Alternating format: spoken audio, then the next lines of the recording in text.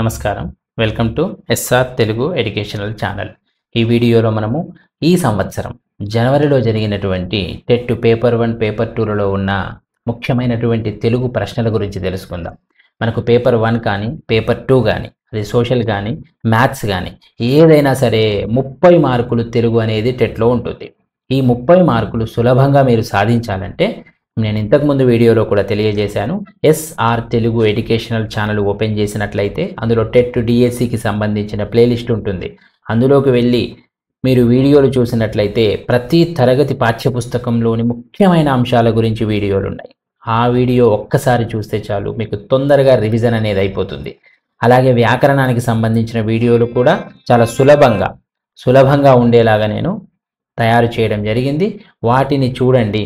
వాటిని చూసి ఈ వారం రోజుల్లో 30 మార్కులు మీరు సులభంగా సాధించడానికి అవి ఉపయోగపడతాయి అనేది నేను మీకు బల్లగుద్ది తెలియజేస్తున్నాను. తప్పకుండా ఉపయోగపడతాయి. ఇప్పుడు ఒక వ్యాకరణం 10 నిమిషాల వీడియో చూస్తే అలంకారాలు మొత్తం అర్థమైపోతాయి. ఒక 8 నిమిషాల వీడియో చూస్తే ఛందస్సు అంతా అర్థమైపోతుంది. ఆ విధంగా ఎంతో కష్టపడి అవన్నీ కూడా నేను టైప్ చేసుకొని చాలా ముఖ్యంగా అసలు దానిపైన ఒక అవగాహన వచ్చేలాగా, అంటే టెట్కి పూర్తిగా ఉపయోగపడేలాగా నేను తయారు చేసినటువంటి వీడియోలు అవి. ఇక మనకు టెట్ అనగానే తప్పకుండా ఒక గద్యము ఒక పద్యము వస్తాయి 5 మార్కులకి. అంటే ప్రతి ఒక్కరూ 30 మార్కుల్లో 10 మార్కులు సులభంగా సంపాదించుకోవచ్చు. ఎలా సంపాదించుకోవచ్చు అంటే, మీకు ఇలా ప్రశ్న ఒక పద్యం ఇచ్చినప్పుడు ఒక 2-3 సార్లు దీన్ని చదవాలి.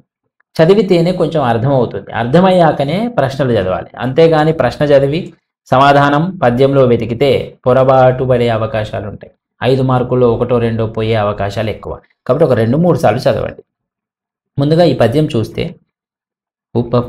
ఉపమింప మొదలు తీయన కపటం బెడ నెడను చెరకు కైవడినే పో నెపములు వెదకును గడపట కపటపు దుర్జాతి పొందు గదరా సుమతి. సుమతి శతకమే. చాలాసార్లు గమనించారు కదా మీరు, అన్ని సుమతి శతక పద్యాలు, వేమన శతకము చాలా సులభమైనవి వస్తున్నాయి దాదాపుగా. ఒక్కొక్కసారి దాశరథి శతకము, భాస్కర శతకం కూడా ఇవ్వచ్చు. దుర్మార్గుని స్నేహాన్ని కవి దేనితో పోల్చాడయా అంటే చెరుకు గడతో పోల్చాడు. మొదట ఇంపుగా ఉండి చివరకు తప్పులు వెతుకుట ఎవరి లక్షణము? ముందు బాగా ఉంటాడు నచ్చేలాగా. దుర్మార్గపు స్నేహితుల లక్షణం ఇది. చెరుకు గడ ముందు తీయగుంటుంది, నమలగా ఆ తీపి అనేది పోతుంది. మరి నెపం అంటే ఏంటి? నెపము అంటే తప్పు అని అర్థం. ఈ పద్యం ఏ శతకం? సుమతి శతకం. కాబట్టి పద్యం చూడగానే శతకం చెప్పగలగాలి, దాని మకుటం చెప్పగలగాలి, దాని ఛందస్సు చెప్పగలగాలి, శతకం ఎవరు రాశారో చెప్పగలగాలి. ఇవన్నీ చెప్పగలగాలంటే నేను ఎస్ఆర్ తెలుగు ఎడ్యుకేషనల్ ఛానల్లో అప్లోడ్ చేసినటువంటి శతక కవుల వీడియో చూడాలి. శతక కవుల వీడియో చూస్తే ఆ శతకం రాసిన కవి, అది మకుటం, ఆ శతకం ఎందులోంచి తీసుకున్నాం, అతను రాసిన మరికొన్ని రచనలు ఏంటి, అతని కాలం ఏంటి, అతని యొక్క వివరాలన్నీ కూడా చాలా చిన్న వీడియోలో మీకు తెలియజేయడానికి ప్రయత్నించాను. ఇదే శతకం అంటే సుమతి. ఒక్కొక్కసారి ఏమడుగుతాడు, ఇంతకుముందు వీడియోలో సుమతి శతకం ఎవరు రాశారని అడిగాడు. కాబట్టి అది తెలియాలి. తర్వాత ఇక్కడ ఒక గద్యం ఉంది. సామెత లేని మాట ఆమెత లేని ఇల్లు అనే సామెత తెలుగు భాష ప్రాశస్త్యాన్ని, తెలుగువారి గృహ ధర్మాన్ని వెల్లడిస్తోంది. ఆమెత అంటే విందు భౌతిక సుఖాన్ని ఇస్తుంది. సామెత మానసిక ఆనందాన్ని కలిగిస్తుంది. శరీరానికి పుష్టి, మనస్సుకు తుష్టి ఉన్నప్పుడు మనిషి చేసే కార్యాలన్నీ ఫలిస్తాయి. అనుభవానికి వ్యాప్తి ఉంది. గంధానికి, గాలికి, నీటికి వ్యాప్తి ఉంది. వాటిని ఒక దగ్గరగా కూర్చితే సామెత అవుతుంది. అంటే అనుభవ సారమే సామెత. ప్రాచీన భారతీయ వాంగ్మయమంతా సామెతలమయం. వేదాలు, ఉపనిషత్తులు, పురాణాలు, కావ్యాలు సామెతల ద్వారా అందచందాల్ని సంతరించుకున్నాయి. సంస్కృత సామ్య శబ్దం అసాధు రూపం సామ్యత అని, సామ్యతే సామెతగా మారిందని అంటారు.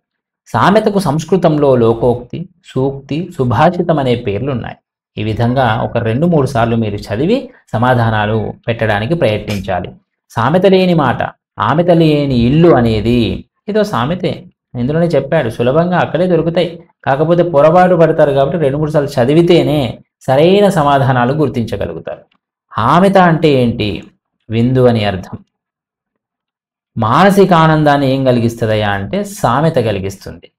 సామెత ఎలా పుడుతుంది? జీవితానుభవ సారం నుండి పుడుతుంది. తనచ్చు అంటే అర్థమేంటి? ప్రకాశించు అని అర్థం. మనకు పాఠ్యపుస్తకాలలో ఉన్నవే ఇవన్నీ.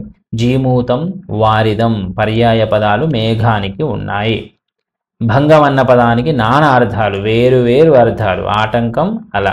రక్తం, నెత్తురు పర్యాయ పదాలు. రుధిరం అనే అర్థాన్ని ఇచ్చేదంటే పర్యాయ పదాలు. ద్రవ్యాదులను ధరించుంది, ద్రవ్యాదులు ఉంది కదా, మరి ద్రవ్యనిధి అని పెడదాము అంటే తప్పవుతుంది. కాబట్టి వసుధ ద్రవ్యాదులను ధరించున్నది అన్న అర్థంలో, వ్యుత్పత్తి అర్థంలో ప్రయోగించారు. ఆహా, ఆ పూలవనం ఎంత అందంగా ఉంది. ఈ వాక్యంలో అవ్యయం ఏంటయ్యా అంటే ఆహా, ఆహా, ఓహో, అయ్యో, ఇలాంటివన్నీ అవ్యయాలే. కానీ ఇవి కానివి కూడా కొన్ని అవ్యయాలు ఉంటాయి. అది తెలియాలంటే నేను చేసిన అవ్యయాలపైన వీడియో చూడాలి.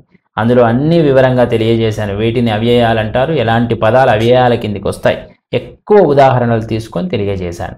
పూర్వ పరస్వరాలకు పరస్వరం ఏకాదేశమగుట ఏమంటారు? సంధి అంటారు. మనకు పాఠ్యపుస్తకాల వెనుక ఉన్న వ్యాకరణాంశాలన్నీ మీకు వివరంగా వీడియోల రూపంలో అందించాను. పాఠ్యపుస్తకాలలో ఉన్నవి మాత్రమే వివరించడానికి ప్రయత్నించాను. అందులో పాఠ్యపుస్తకాలలో ఉన్న ప్రతి అంశం తెలియజేశాను. ఆ వీడియోలు చూసినట్లయితే పాఠ్యపుస్తకాలలో అన్ని అంశాలు మీకు తెలుస్తాయి. ఒక పనిని చేయవద్దనే అర్థాన్ని సూచించే వాక్యం, అది నిషేధార్థక వాక్యం. అర్థాన్ని బట్టి వాక్యాల వివరణ కూడా నేను వీడియో చేశాను. ద్వంద్వ సమాసానికి ఉదాహరణ ఏమిటి? ద్వంద్వం అంటే రెండు నామవాచకాలు, కృష్ణార్జునుడు, ఇవి కూడా పాఠ్యపుస్తకాలలో ఇచ్చినవే. పూర్వపదం సంఖ్యావాచకమైతే ఏంటి? ద్విగు. సంఖ్య అంటేనే ద్విగు అని గుర్తుకు రావాలి. దేశమును ప్రేమించుమన్న గేయాన్ని ఎవరు రాశారయ్యా అంటే గురజాడ అప్పారావు. పల్లా దుర్గయ్య గారి రచనలు గంగిరెద్దు మరియు పాలవెల్లి. నరసింహ శతకం రాసింది కాకుత్సం శేషప్ప కవి. ఇంతకుముందు కేవలం శేషప్ప కవి అన్నాడు, ఇక్కడ కాకుత్సం శేషప్ప కవి. గద్వాల కోటను నిర్మించిన రాజెవరయ్య అంటే పెద్ద సోమ భూపాలుడు. ఉపవాచకం నుండి కూడా అడుగుతున్నారు ప్రశ్నలు చూడండి. అందుకే నేను ప్రతి క్లాసుకి సంబంధించిన పాఠ్యపుస్తకాల ముఖ్యాంశాలతో వీడియో చేశాను. అందులో ఉపవాచకంలోని ముఖ్యాంశాలు కూడా వివరించాను. కొరవి గోపరాజు రాసిన సింహాసన ద్వాత్రింశిక ఏంటి? కథాకావ్యం. కథనే కానీ పద్యాల రూపంలో ఉంటుంది, కావ్యం. రాయప్రోలు సుబ్బారావు రచన కానిది మా ఊరు అనేది కానిది. మిగతాన్ని అతను రాసినటువంటి రచనలే. కాబట్టి ప్రశ్నను కూడా సరిగ్గా అర్థం చేసుకోవాలి. మానవుడు శైశవావస్థ నుంచి తన హావభావాలు, హాస్య క్రోధానురాగాదులు, ఆలోచనలు, ఆచరణలను ఏ భాషాముఖంగా వ్యక్తం చేస్తున్నాడో ఆ భాషే అతని మాతృభాషగా చెప్పవచ్చు. ఈ ఇచ్చిన నిర్వచనం ఎవరిది? గుడవర్తి సూర్యనారాయణది. తెలుగు అకాడమీ మెథడాలజీ బుక్ తీసుకుంటే అందులో మొట్టమొదటనే మనకు కనిపిస్తాయి నిర్వచనాలన్నీ. తప్పకుండా నిర్వచనాల నుంచి ఒక ప్రశ్న ఉంటుంది, చదవాలి. మధ్య ద్రావిడ భాషా కుటుంబానికి చెందిన భాషలు తెలుగు, గోండి, కొలాం. చిన్నది ఇదిగో చిటిక్కన వ్రేల్, ఉన్నది ప్రక్కన ఉంగరపు వేల్. ఈ గేయము నైపుణ్యాభివృద్ధి మార్గాల్లో దేనికి వస్తుంది అంటే అభినయ గేయం. ఇది అభినయిస్తూ పాడుకునేటటువంటి గేయం కిందికి వస్తుంది. ఆంధ్రప్రదేశ్ ప్రాథమిక విద్యా పథకం ఏపీపీఈపీ రూపొందించిన సూత్రాల్లో సరైనది ఏంటంటే వైయక్తిక పని, జట్టు పని, తరగతి మొత్తం పనిని ప్రోత్సహించడం. విద్యార్థుల పురోభివృద్ధికి సామాజిక, సాంస్కృతిక పరిసరాలకు అనుగుణంగా ఒక్క సంవత్సరం అన్నాడంటే ఇంకా వార్షిక ప్రణాళికనే అవుతుంది అంతే. పద్యం భావం ఆధారంగా విద్యార్థులు కథ రాయడము. ఈ పద్యం ఆధారంగా విద్యార్థులను ఒక కథ రాయమన్నాడు అనుకోండి, అది ఏమవుతుంది? సామర్థ్యము, మనకు సృజనాత్మక సామర్థ్యం అవుతుంది. అది సృజనాత్మకంగా ఆలోచిస్తుండు, ఉన్నది రాయట్లేదు, సొంతంగా రాయడం కాదు, సృజనాత్మకంగా రాస్తుండు. తర్వాత మరొక ప్రశ్నాపత్రంలో ఉన్నది, అందులో ఇచ్చినటువంటి పద్యం, ఎరుకగల వారి చరితలు గరచుచు సజ్జనుల గోష్ఠి కదలక ధర్మం బెరుగుచునెరిగిన దానిని మరువకనుష్ఠించునది సమంజస బుద్ధిన్. ఈ పద్యం 2-3 సార్లు చదివి అప్పుడే సమాధానాలు గుర్తుపట్టాలి. ఎవరి చరితలు అభ్యసించాలంటే ఎరుక గలవారి చరితలు. దేనిని తెలుసుకోవాలి? ధర్మాన్ని తెలుసుకోవాలి. పద్యం ప్రకారం ధర్మాన్ని ఎక్కడ గ్రహించాలి? మరి మంచివారి సభల నుండి గ్రహించాలి. ఏది సమంజస బుద్ధి? తెలిసినది అనుష్ఠించడమే సమంజసం. తర్వాత ఒక గద్యం ఇచ్చాడు, ఇది దాదాపు సరళ గ్రాంధికంలో ఉన్నటువంటి గద్యం, చదవాలి 2-3 సార్లు. వచన గేయమునకు లయ ముఖ్యము. ఈ లయ గణములను కూర్చుటతోనే ఉత్పన్నము కాదు. ఒకానొక ఊపులో విసురులో పదములను గుప్పించుట వలన ఈ లయ ఏర్పడును. ఏ నియమములు లేకుండా శుద్ధ వచనమును లయాత్మకంగా మార్చినచో అది వచన గేయమగును. వచనమునకు వచన గేయమునకిక్కడే వ్యత్యాసమున్నది. వచనములో విషయ ప్రకటనమే ముఖ్య లక్ష్యము. అందుకు వచన రచయిత వైషద్యము కొరకు మాత్రమే ప్రయత్నించును. ఈ విధంగా 2 సార్లు 3 సార్లు చదివి అప్పుడు ప్రశ్నలకు సమాధానాలు గుర్తుపట్టాలి. అనుప్రాసాదుల వల్ల కలిగే లయ ఏది? అనుప్రాసాదులు. ప్రాసల వల్ల ఏం కలుగుతుంది? శబ్దలయనే కలుగుతుంది. ఏ నియమాలు లేకుండా శుద్ధ వచనమును ఎట్లా మారిస్తే వచన గేయం అవుతుంది? కొంచెం లయాత్మకంగా మారిస్తే దాన్ని వచన గేయం అంటారు. ఏకతార వంటి లయ దేనిలో ఉంటుందంటే పద్యంలో ఉంటుంది. ఒకే రకంగా ఉంటుంది పద్యంలో లయ. వచన గేయములోని లయ ఎటువంటిది? స్వచ్ఛందమైంది. ఈ లయ స్వచ్ఛందం, కృత్రిమంగా ఉండదు. ఇట్లే ఉండాలని నియమం ఏం లేదు. మనకి ఇష్టం వచ్చినట్లుగా ఉంటుంది స్వచ్ఛందంగా. ద్విపద ఛందస్సులో గణాల వరుసేంది 3+1. 3 ఇంద్రగణాలు, 1 సూర్యగణము. 3 ఇంద్రగణములు, 1 సూర్యగణము.